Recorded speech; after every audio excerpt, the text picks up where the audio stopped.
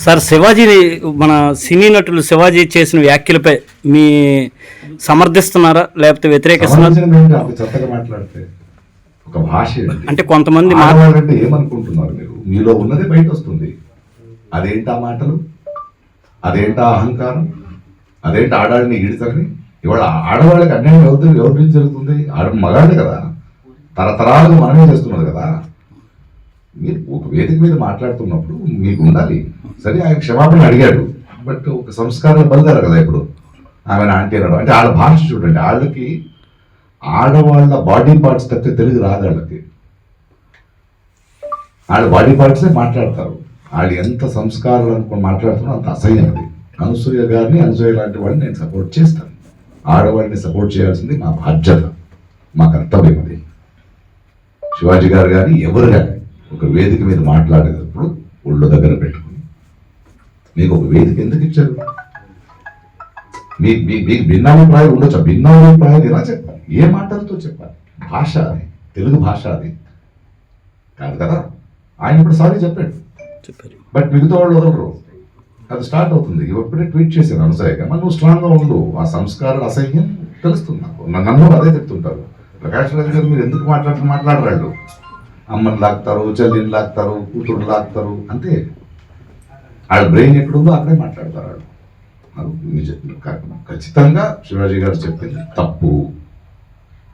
సభ్య సమాజంలో we cannot expected. మీరు ఎవరు చెప్పడానికి? మీ దృష్టి మార్చుకోండి. గిల్లేదేవండి అమ్మాయిని, ఆడవాళ్ళ మగాళ్ళే కదా. మరి నేను పోకులేదా చెప్పాలా? గిల్లితే గిల్లించుకోవాలని కదండి, తప్పదు. ఈ మధ్యకాలంలో ఆడపిల్లల వస్త్రధారణ మీద చాలామంది కామెంట్స్ చేస్తున్నారు. ఓపెన్గా మాట్లాడాలంటే ఈ మధ్యకాలంలో శివాజీ మాట్లాడాడు. Shivaji is not my target. ఒకవేళ ఎవరన్నా సరే శివాజీ నా టార్గెట్ అనుకుంటే అది మీ ఇష్టం. కానీ ఒక టైప్ ఆఫ్ మన సమాజంలో ఒక రకమైన రుగ్మత వెళుతుంది. అదేంటంటే moral policing. It's called moral policing.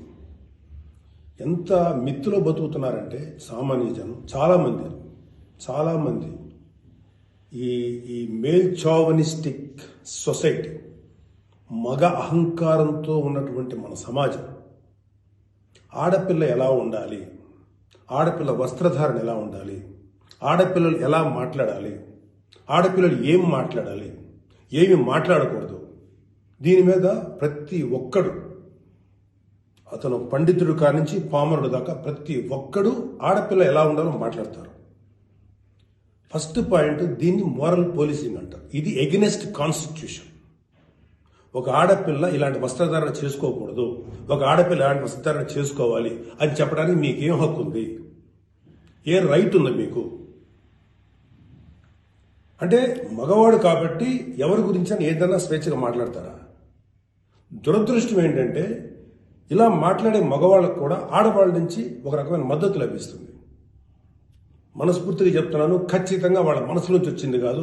అందరి యాక్సెప్టెన్స్, భర్త ఏమనుకుంటాడో, ఆ చుట్టుపక్కల మగవాళ్ళు ఏమనుకుంటారో, ఇంకొక వ్యక్తులు ఏమనుకుంటారో అనే మాట్లాడే ఆడవాళ్ళే తప్ప ఇన్నర్గా ప్రతి ఆడబిడ్డకి ఒక సెల్ఫ్ రెస్పెక్ట్ ఉంటుంది. ఎలాగో ఒక ఆడపిల్ల డ్రెస్ ఇలా ఉండాలని మనం అడుగుతాం, ఎలాగో ఒక ఆడపిల్ల ఈ డ్రెస్ వేసుకోవాలని చెప్తాం. ప్రపంచంలో ఫ్యాషన్ అనేక రకాలుగా మారుతుంటుంది. అది ఎలాగైనా ఉండొచ్చు. దయచేసి మన చెల్లెలు, మన తల్లి, మన చెల్లెలు అందరూ మనవాళ్లే, మన బిడ్డలే. ఆడపిల్ల కాబట్టి ఆ అమ్మాయి ఇలా ఉండాలని చెప్పే హక్కు మనకు లేదు. నేను ఇవాళ మీ అందరి ముందు ఒకప్పుడు నేను కూడా అలాంటి ఇన్ఫ్లుయెన్స్లో ఉండి తర్వాత రియలైజ్ అయ్యే తప్పు కదా, నాకేం హక్కు ఉంది, ఒక ఆడబిడ్డ ఇలా ఉండాలి అని చెప్పే హక్కు నాకేముందని చెప్పి నేను మార్చుకొని నేను అటువైపు వెళ్తే నాకు ఇంకొక రకమైన ప్రపంచం కనపడింది.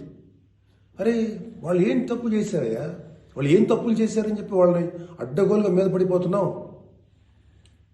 ఇలా డ్రెస్ వేసుకోవాలి, వేసుకోకపోతే చాలా వాళ్ళని ఒక తప్పుడు క్యారెక్టర్లుగా ఎలా ట్రీట్ చేస్తారు? సరే, ఒక విషయం చెప్తున్నాను.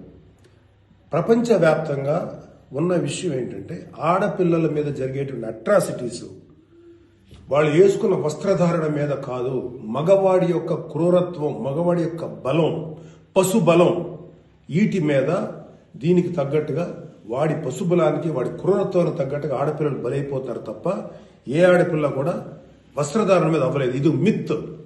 మీరు కావాలంటే ఏ ఛానల్లను చూడండి, ఏ యూట్యూబ్లను కొట్టండి, లేకపోతే ఏ గూగుల్లోనే వెతకండి, చరిత్ర చూసుకోండి.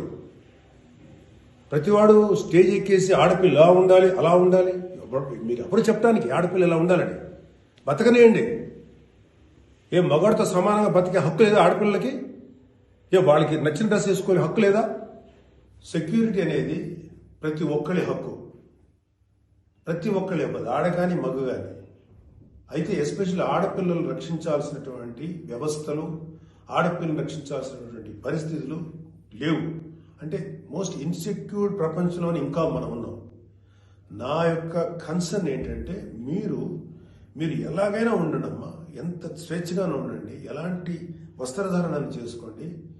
కానీ మీరు అది సెలబ్రిటీ అవనండి, సినిమా యాక్ట్రెస్ అవనండి, పాలిటిక్స్లో ఉన్నటువంటి ఫీమేల్ అవనండి, చిన్నపిల్లలు అవనండి, పెద్దవాళ్ళు అవనండి, మీరు బయటికి వెళ్ళేటప్పుడు, మీరు వెళ్ళాల్సినప్పుడు ప్రాపర్ రక్షణ వ్యవస్థను ఏర్పాటు చేసుకోండి. వ్యక్తిగతంగా మిమ్మల్ని మీరు రక్షించుకునేటువంటి వ్యవస్థను ఏర్పాటు చేసుకోండి. మీరు అవసరమైతే ఒక ఆత్మరక్షణ సంబంధించినటువంటి విద్యలను నేర్చుకోండి, లేదా ప్రాపర్ ప్రొటెక్షన్ అంటే ఒక సెక్యూరిటీ పెట్టుకుని ముందుకెళ్ళండి. మన దురదృష్టం, మన కర్మ ఏంటంటే ఇంకా మేల్ చావనిస్టిక్ పిగ్స్ ఉన్నటువంటి మన సమాజం ఇది. దుర్మార్గులైనటువంటి మగ జాతి ఉన్నటువంటి సమాజం ఉంది. ఎలా పడితే అలాగ అవకాశం దొరికితే చిన్న పెద్ద తేడా లేకుండా పశువుల్లో ప్రవర్తించేటువంటి మనస్తత్వం చాలా మంది మగవాళ్ళలో ఉంది. పబ్లిక్లో ఒకేసారి గుంపుగా చేసేటువంటి అకృత్యానికి మేము దొరకమనేటువంటి మనస్తత్వంలో ఉన్నారు. మీరు ఎలా ఉండాలో అలా ఉండండి, మీకు ఎలా కావాలో అలాగే ఉండండి, ఎలాంటి డ్రెస్ వేసుకోవాలో అలాగే వేసుకోండి, తప్పలేదు. చెడ్డ పనులు చేయకండి, యాంటీ సోషల్ ఎలిమెంట్స్గా బారకండి, క్రైమ్ చేయకండి, ఇది చెప్పండి మీరు. అంతేగాని ఇలాంటి డ్రెస్ వేసుకోవద్దు, ఇలా ఉండొద్దు, ఎలా హక్కు ఉందండి మనకి? మగవాళ్ళకి ఏ హక్కు ఉందండి?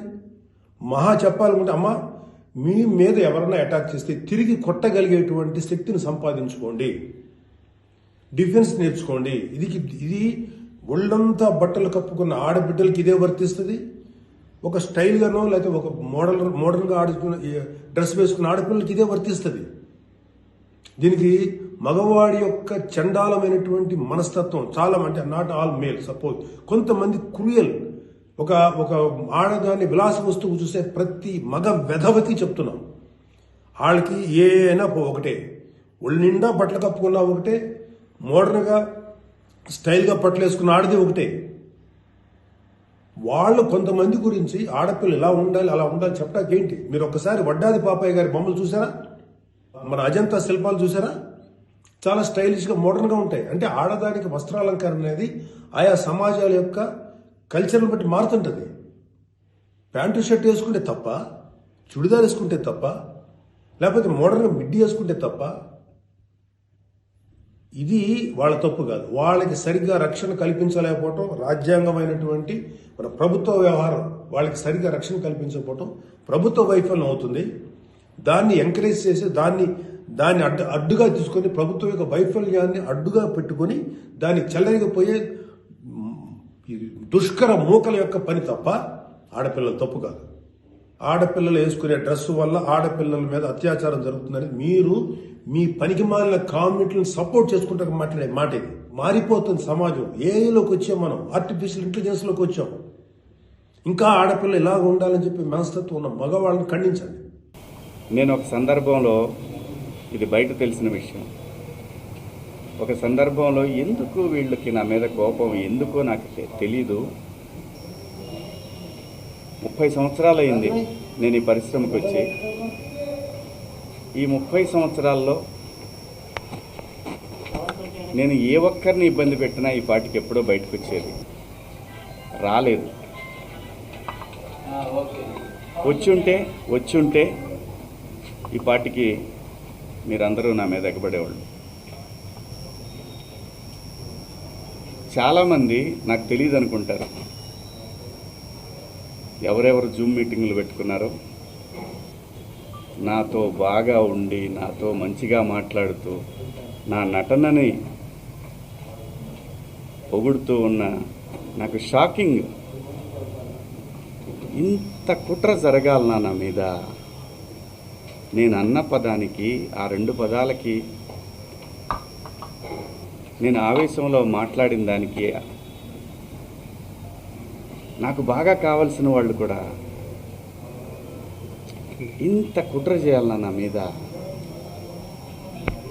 నేను మేడం గారు, ఆవిడ ఇది ఒక ప్రభుత్వం యొక్క సంస్థ.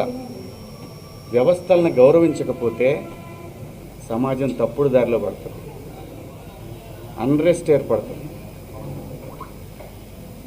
ఆవిడ చాలా హుందాగా, చాలా గౌరవంగా ఈ వ్యవస్థను నడిపిస్తూ ఉన్నారు. ఒక బిడ్డకి చెప్పినట్టు చెప్పారు, ఇది ఇలా తప్పు. నేను అడిగింది ఒకటే మేడం గారిని, మేడం గారు మీరు మీ డ్యూటీ చేశారు, మీరు చేసిన దానికి నేను గౌరవంగా నేను వచ్చి ఒక పౌరుడిగా నా బాధ్యత నేను నిర్వహించాను. ఇక్కడ ఇందాక నేను మాట్లాడిన నా కుట్ర విషయం వేరే, మేడం గారి సందర్భంలో జరిగింది వేరే. నన్ను అంతగా అసహించుకోవటానికి, మీరు నా మీద అంత జలసీ రావటానికి ఏమిటమ్మా కారణం? నేనేం తప్పు చేశాను? నా బుద్ధి గడ్డి తిని మీ నాన్న చెప్పడా మీ ఇంట్లో? మీ అమ్మ చెప్పదా మీ ఇంట్లో? అంత ద్వేషం ఎందుకు పెంచుకుంటున్నారు? వినా స్త్రీయ జననం నాస్తి. స్త్రీ లేకపోతే ప్రపంచమే లేదు. అసలు ఈ మానవాళ్లే లేదు. ఏ మగవాడు కూడా తన ఇంట్లో తన భార్య, తన బిడ్డ, తన అక్క చెల్లెళ్ళు, తన కుటుంబాలు ప్రతి ఒక్కడికి ఉంటాయి. ఇక్కడ ఎవరి మీద దాడి చేస్తున్నారని, ఆ డివిజన్ని తీసుకురావాలని ఎందుకు తహతహలాడిపోతూ ఉన్నారు? అందరి వాదన ఒకటే, స్త్రీని మహాలక్ష్మిలా చూసుకోవాలనుకుంటారు. ఎవరు బట్టలు ఎలా వేసుకుంటే నాకేంటమ్మా? మీరు ఎలాంటి బట్టలు వేసుకోవాలనేది మీ ఇష్టం. నేను ఒక తండ్రిలాగా నా దగ్గర హీరోయిన్లు అందరూ కూడా నాకు తండ్రిలాగా నేను పాత్రలు చేస్తున్నాను కాబట్టి నా బిడ్డలకు చెప్పినట్టు చెప్పానే కానీ ఇంతకుముందు ఎప్పుడు ఎవరు ఏమీ అనలేదమ్మా. వాళ్ళ మీద మీరు ఇలాగే కంప్లైంట్లు ఇచ్చారా? జూమ్ మీటింగులు పెట్టుకొని మీలో మీరే? ఏమ్మా, పేర్లు పెట్టి అనగలను నేను, కానీ మీరు ఇబ్బంది పడకూడదు. ఇంత కుట్ర చేయాలా నా మీదన? శివాజీ అనేవాడు సినిమా పబ్లిసిటీ కోసం అంత చిల్లరగా దిగజారుతాడా శివాజీ? నాకు అలాంటి డబ్బు పిచ్చి, ఫేమ్ పిచ్చే ఉంటే రాజకీయాల్లో నేను ఎక్కడో ఉండేవాడిని. ఒక సినిమా కోసం అంత దిగజారే మనిషి అయితే 13 సంవత్సరాల పాటు సినిమాకి దూరంగా జనం కోసం నిలబడేవాడినా. నాకు అనుకూలంగా ఉన్న గవర్నమెంట్లు వచ్చినా కూడా నేను ఏ రోజు పోయి ఒక పదవి అడగల. అది తెలంగాణలో అయినా, ఆంధ్రాలో అయినా, ఎక్కడైనా ప్రజల గురించి మాట్లాడాలనుకున్నాను తప్ప ఎవరు కుట్ర చేశారు, ఏం చేశారు, ఎలా చేశారు అనేది ఎప్పుడైనా ఊరికే మాట్లాడితే సరిపోదు. ఆధారాలు తీసుకుందాం, వాటికి సంబంధించి నేను మాట్లాడతాను. ధైర్యం ఉంటే నేను తప్పు చేశాను, శివాజీ దుర్మార్గుడు అని మీరు ప్రూవ్ చేయాలనుకుంటే మీకు వ్యవస్థలన్నీ తలుపులు తెరిచి ఉన్నాయి, రండి. కానీ దయచేసి నేను ఒకటే చెప్తున్నాను, ప్రపంచ వేదికల మీద ఒక 10 దేశాలు, ఒక 180 దేశాల ప్రజలు నిలబెట్టి, ఆడవాళ్ళని నిలబెట్టి, రిప్రజెంటేటివ్స్ అంటే ఒక శారీ కట్టుకున్న అమ్మాయిని మీరు ఇండియన్ కదా అని అడుగుతారు. అది ఈ దేశ పునాదులు.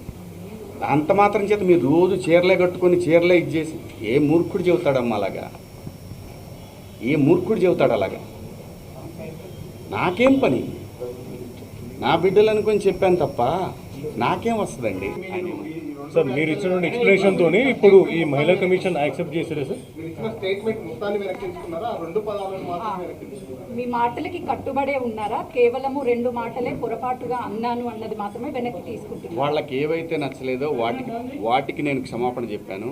నేను ఇచ్చిన స్టేట్మెంట్ అలాగే ఉంది కదా, దాన్ని నేను వెనక్కి తీసుకున్నది ఆగుతుందా? కాదు కదా. నేను మంచి చెప్పటం తప్పు అనేది నాకు అర్థమైంది. మీకు సోషల్ మీడియాలో విపరీతమైనటువంటి సపోర్ట్ అవుతుందంటే ఎవరినో పొగిడిన తర్వాత ఇంకా ఎవరినో విమర్శించినట్టు అవుతుంది. కాబట్టి ఈ విషయాన్ని ఇంతటితో వదిలేద్దాం. దయచేసి అందరూ కూడా ఎవరి అంతరాత్మలకు వాళ్ళకి తెలుసు ఏం జరుగుతుందనేది. అందరి అభిప్రాయాలను గౌరవిద్దాం. ఫైనల్లీ సోషల్ మీడియాలో మద్దతు పెరుగుతుంది కాబట్టి ఇక మీద నుంచి కూడా అవేర్నెస్ కల్పిస్తూనే ఉంటారా? ఈ లైన్ స్టాండ్ తీసుకుంటారా? ఒకటి కేవలం ఒక్కరిద్దరు మాత్రమే వ్యతిరేకించారు, బయట సామాన్య ప్రజలందరూ కూడా మీ వెంబడి ఉన్నారు. మద్దతు ఇస్తున్నారు. సో దీనికి మీరేమంటారు? నేను అవకాశం ఇచ్చానండి, కొంతమందికి మాట్లాడే అవకాశం ఇచ్చాను. నాకు అర్థమైంది ఏంటంటే నువ్వెంత నీ బతుకెంత అంటున్నారు, వాళ్ళని గౌరవిస్తాను. అంటే ఇప్పుడు మీరు చెప్పిన దాంట్లో కూడా నా మీద అంత నా వెనకాలే ఉండి నా మీద కుట్ర చేశారన్నారు కదా వీళ్ళందరూ. అదేదే నేను అనేది. నేను ఎవరికి భయపడను. అంటే మీకు బాధగా అనిపిస్తుందా? నేను నేను బతుకు తెరువుకి వచ్చేవాడిని, ఇక్కడ కాకపోతే కష్టపడేవాడిని, ఇంకో చోట పోయి బతుకుతా. అంతేగాని ఆత్మాభిమానం చంపుకొని ఎవడికో భయపడి ఎవడో బెదిరిస్తే ఎవడో వార్నింగ్లు ఇస్తే భయపడే రకాన్ని కాదు. అంత మాత్రం చేత వ్యవస్థలను గౌరవించకుండా, నేనుంటున్న పరిశ్రమను గౌరవించకుండా అంత విలువలు లేని బతుకు నేనైతే బతకట్లేదు. అంటే మీరు హీరో రోల్స్ తర్వాత కూడా ఇప్పుడు కొన్ని ప్రత్యేకమైనటువంటి రోల్స్ చేస్తున్నారు కదా, అది ఎవరికైనా ఎవరి రోల్స్ అయినా తగ్గించే అవకాశం ఉంటుందని మేము ఎప్పుడు జరుగుతుంది అనుకోవచ్చు. నా చూడండి, నాకు భగవంతుడు ఈ జన్మలో నటుడిగా బతకమని ఇచ్చాడు.